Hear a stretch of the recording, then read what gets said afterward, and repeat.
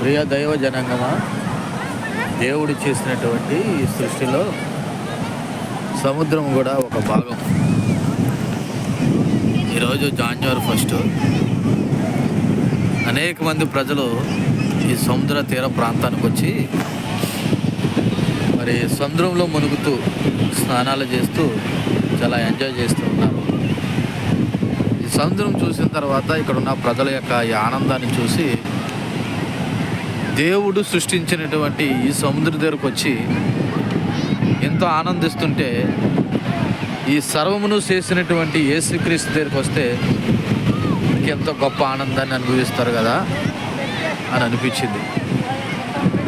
కాబట్టి సత్యాన్వేషకులైన మీలో ఎవరైనా నిజమైన శాశ్వతమైన ఆనందం కావాలనుకుంటే ఈ సర్వమును సృజించిన యేసుక్రీస్తు దగ్గరికి ఈరోజే రా.